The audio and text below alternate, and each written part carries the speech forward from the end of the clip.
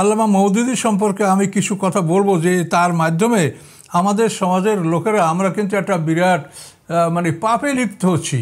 এই কথাটা বোঝানোর জন্যই আমার উদ্দেশ্য। আমি কাউকে হারানো জিতানো বা কারো পক্ষ অবলম্বন করার জন্য আমি এ কথা বলছি না। আর আমি নিজে ব্যক্তিগতভাবে মওদুদী সাহেবের সমর্থক নই। আমি অনেক বই পুস্তক লিখেছি, আমার কোনো বইতে তার কোনো রেফারেন্স দেই নেই। তারপরও আমি এই কথা এই জন্য বলছি যে একজন ইহুদির বিরুদ্ধে মিথ্যা অভিযোগ, সেটা আল্লাহ কোরআনে আয়াত নাযিল করে প্রত্যাখ্যান করলেন। কাজে একজন মানুষের বিরুদ্ধে যদি মিথ্যা অভিযোগ করা হয় তো সেটা সম্পর্কে আমাদের উচিত আমাদের জানিয়ে দেওয়া, তারপর মানুষ যে যা করবে সেটা করবে। আমরা যদি জানিয়ে না দিই তাহলে আমরাই সেদিন আসামি হব এবং মানুষরা আমাদের বিরুদ্ধে অভিযোগ করবে। এই জন্য আমি এই কথাটা বলার চেষ্টা করব। আমার জীবনের বাস্তব ঘটনা, যেটা আমার জীবনে ঘটেছে, এটা থেকে আপনারা শিখতে পারবেন, শেখার বিষয় আছে বলেই এটা আমি বলার জন্য নিয়ত করেছি। বিষয়টা হলো 1986 সালে আমাদের মঠবাড়িয়ায় শশিনার মরহুম আবু জাফর মোহাম্মদ সালেহ রহমতুল্লাহ আলাই, তো ওনার একটা মাহফিল ছিল। তো ওই মাহফিলে আমাদের অঞ্চলের সব লোকই শশিনাপন্থী। তখন তো শশিনা ছাড়া অন্য কোনো পীরের এরকম প্রভাব বাংলাদেশে ছিল না। আর শশিনার মাধ্যমেই আসলে আমাদের তৎকালীন পূর্ব পাকিস্তানে মানুষরা যে হেদায়েত পেয়েছে এর প্রধান উৎস হলো শশিনা। মরহুম নেসারউদ্দিন রহমতুল্লাহ আলী খুব কামেল পীর ছিলেন, আমার আব্বাও তার মুরিদ। তো এখন পীর সাহেব ওখানে আসেন, মাহফিল হয়েছে। এই মাহফিলে মওদুদীর সমালোচনা করেছেন খুব কড়াকড়িভাবে। এ ব্যাপারে আমার এক ভাগ্নে আবুল কালাম আজাদ, সে আবার জামাতের রোকন, সে এটার প্রতিবাদ করেছে যেটা এরকম না, আপনারা এটা ভুল বলছেন তার নামে। তখন ওই আবুল কালামকে, আমার ভাগনাকে মারার জন্য চেষ্টা করছে ওরা। তো সে কোনো রকম আত্মরক্ষা করেছে। তো শেষ পর্যন্ত এই বিষয়টা আমার নলেজে আসার পরে আমি চিন্তা করলাম যে আসলে বিষয়টা কী।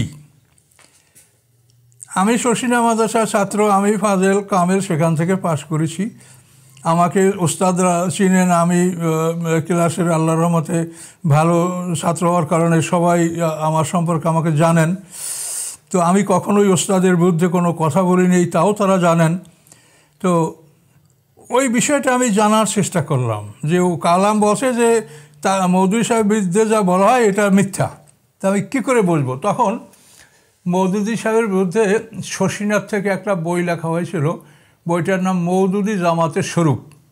এই বইটা লিখেছেন শশিনা মাদ্রাসার vice principal Azizur Rahman Quaid সাহেব, তিনি আমার ওস্তাদ, খুবই নামকরা মানুষ এবং সে একজন অলিয়াল্লাহ হিসাবে সমাজে সবাই তাকে জানে। তো উনি এই মওদুদী জামাতের স্বরূপ একটা বই লিখেছেন। তো এই বইটা এখন আপনি পাবেন না, হয়তো আমার মতো বয়স্ক যারা তাদের কারো কাছে থাকতে পারে। তো এই বইটা আমি দেখতে শুরু করলাম। তো দেখে কিছু মারাত্মক জিনিস আমার কাছে আসলো।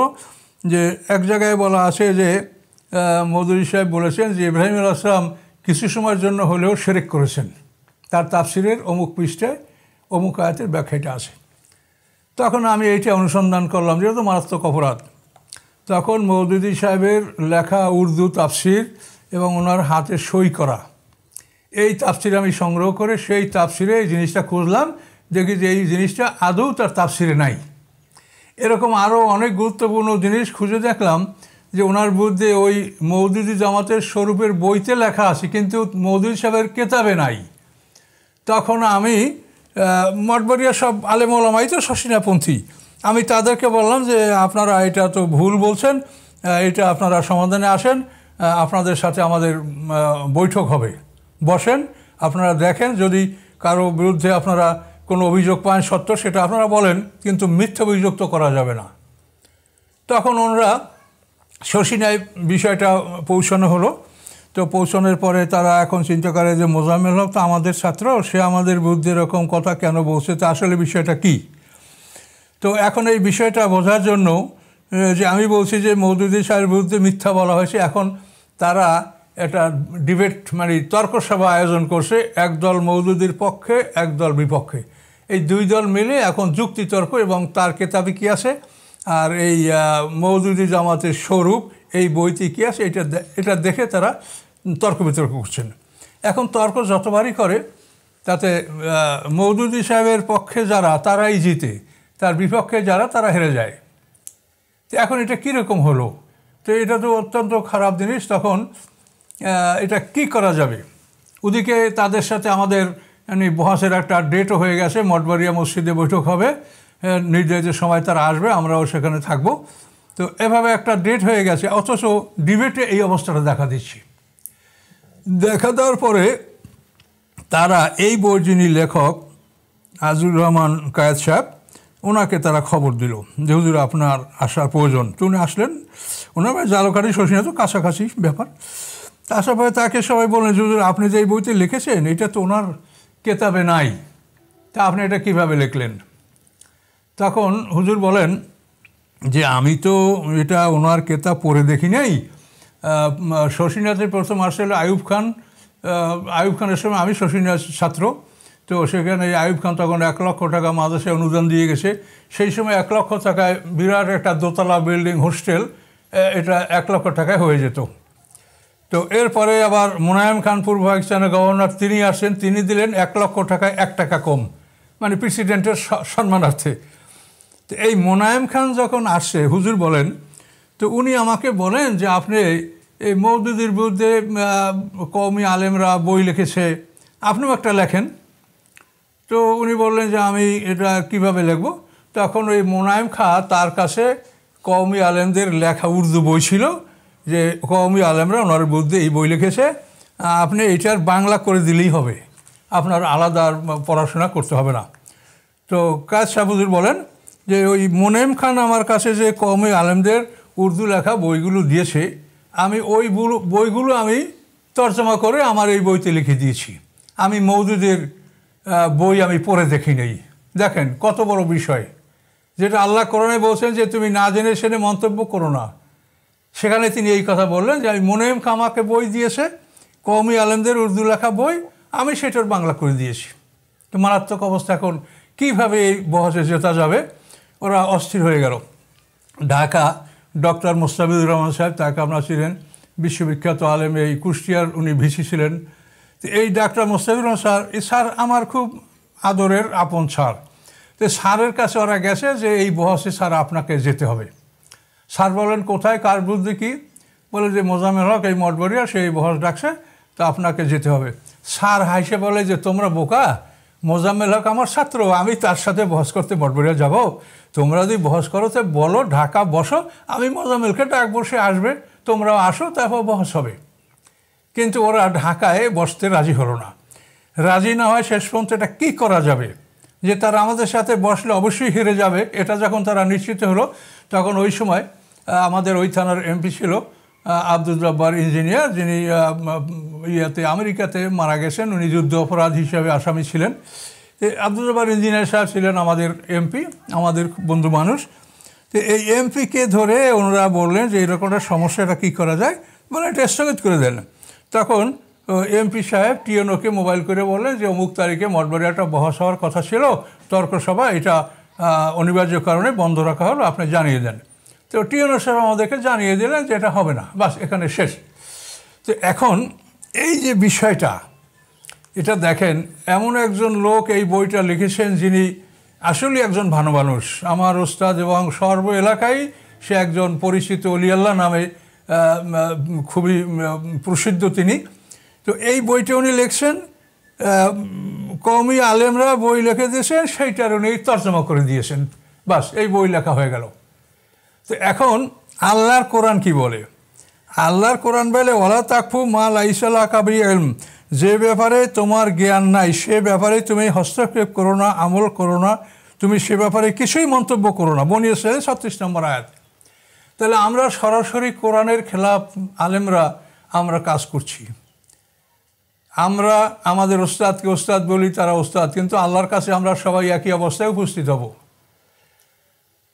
এখন দেখেন যে এই সমাজে যে একটা অবস্থা সৃষ্টি করা হয়, এই অবস্থাগুলি সৃষ্টি করা এটা আলেমদের মাধ্যমেই হয়।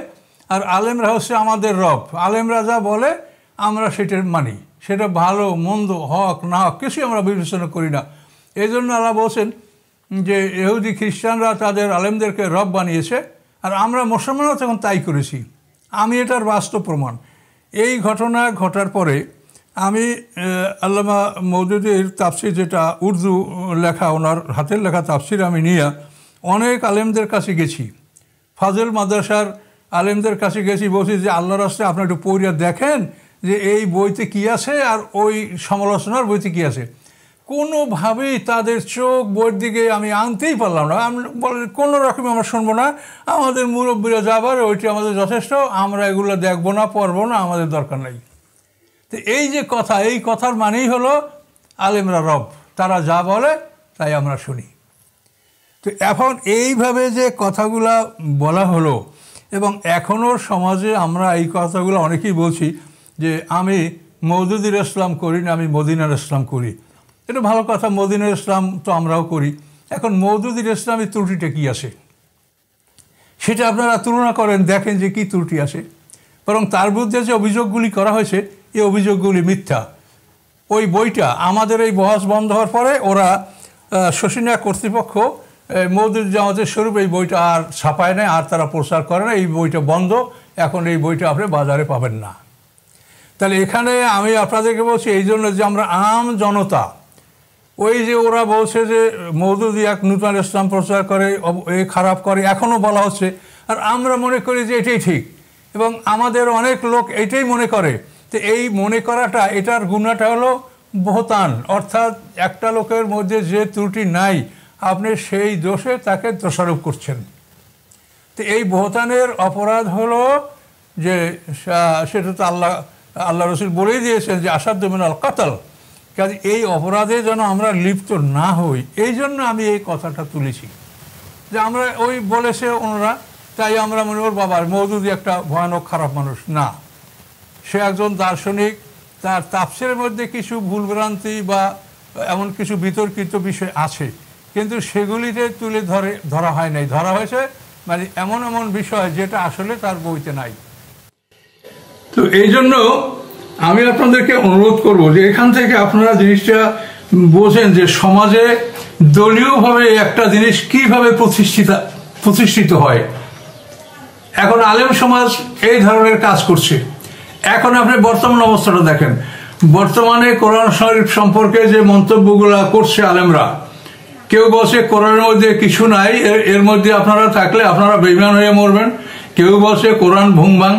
এইসব কথা বলার পরেও আপনারা তাদের বিরুদ্ধে কোনো আন্দোলন করেন না বা তাদের বিরুদ্ধে কথা বলেন না, কথা বলেন মওদুদীর বিরুদ্ধে। মওদুদী এরকম কোন কথাটা বলছে যেটা সরাসরি ইসলামের খেলাফ? মওদুদী কি বলছে নামাজ 4 ওয়াক্ত পড়ো না 6 ওয়াক্ত পড়ো, হজ, কোরবানি, জাকাত, কোনো বিষয় মওদুদীকে এরকম কোনো বিষয় কিছু বলেছে? কিছু বিতর্কিত বিষয় আছে তাফসিরে, সেটা থাকবে, এটা সবাই তাফসিরে থাকে। কোনো তাফসির এই বিতর্ক মুক্ত নয়, সব তাফসিরেই কিছু না কিছু এরকম সমস্যা আছে। আমার জানা মতে, আমি আপনাদেরকে জানার জন্য বলছি যে বর্তমান বিশ্বে যতগুলো তাফসির আছে আমাদের কাছে, তার মধ্যে মুহাম্মদ আলী সাবুলের লেখা সাফাতুত তাফাসির, এটা অবশ্য এখনো বাংলা হয়নি, এটা আরবিতে এই তাফসিরটা আছে। এই তাফসিরটার মধ্যেই ভুল ভ্রান্তি অনেক কম আছে। এছাড়া সমস্ত বড় বড় তাফসিরে অনেক ভুল ভ্রান্তি আছে যেটা আলেমরাও বলেন না, আমরাও বলি না। কাজে এটা মওদুদীর তাফসিরও এরকম ভুল ভ্রান্তি বা কিছু বিতর্কিত বিষয় আছে, কিন্তু তাকে যে বিষয়গুলি নিয়ে দোষারোপ করা হয়েছে এটা কিন্তু ঠিক না। কাজে এটার মধ্যে আমি বলছি এই জন্য যে আপনারাও যদি ওই আলেমদের কথা শুনে শুনে বলেন যে উনি ভয়ানক খারাপ বা এই দোষ ওই দোষ, তাহলে কিন্তু আপনারা ওই বহতানের গুণার মধ্যে আপনারা চলে যাবেন। কাজে এইটা যাতে না হয় সেই জন্য আমি আপনাদেরকে এই কথাগুলা আপনাদেরকে